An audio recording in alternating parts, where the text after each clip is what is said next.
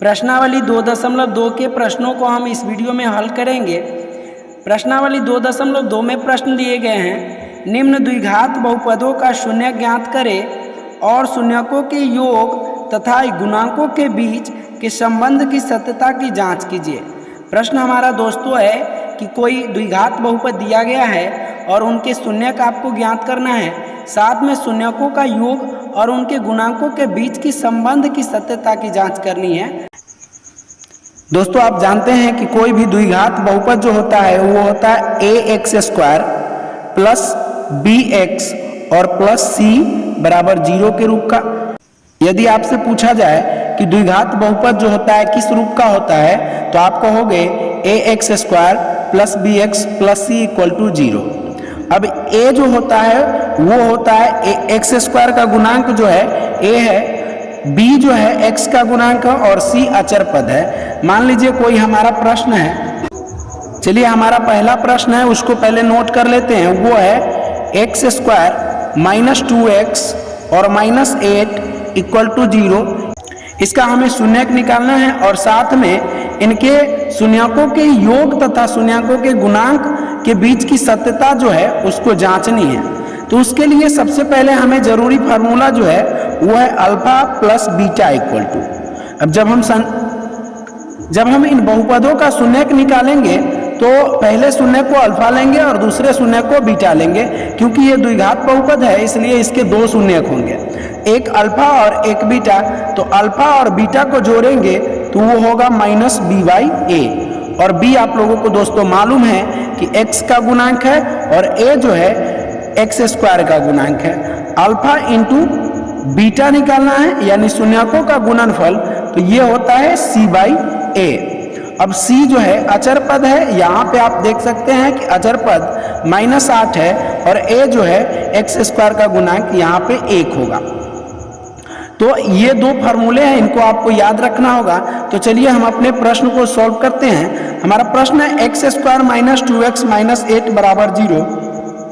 इसका हमें शून्यक निकालना है। तो शून्यक हम कैसे निकालेंगे, तो इन दोनों को गुणा करेंगे और फिर ये बीच वाले हैं उसको इसी रूप में तोड़ देंगे, यानी बीच वाले का गुणनफल जो होगा इन दोनों के गुणनफल के बराबर होगा।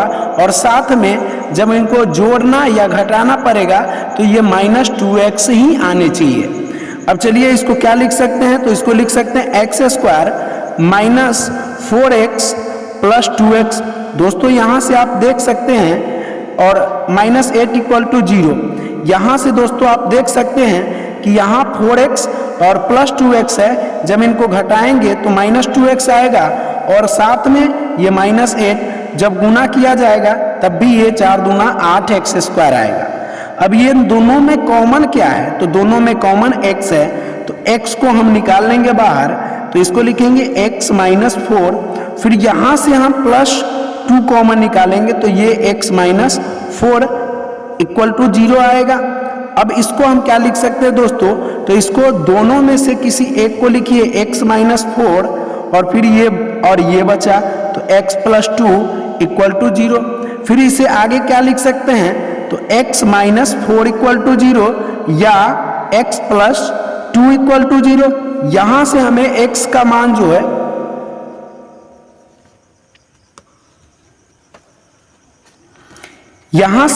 x बराबर 4 प्राप्त होगा या x का मान -2 प्राप्त होगा। तो इसमें से हम किसी एक को अल्फा और किसी एक को बीटा मानेंगे। अल्फा इक्वल टू हमने माना 4 और बीटा इक्वल टू माना -2।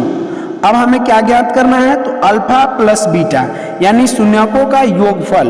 तो शून्य को जोड़ेंगे alpha plus beta equal to, तो क्या होगा 4 प्लस -2।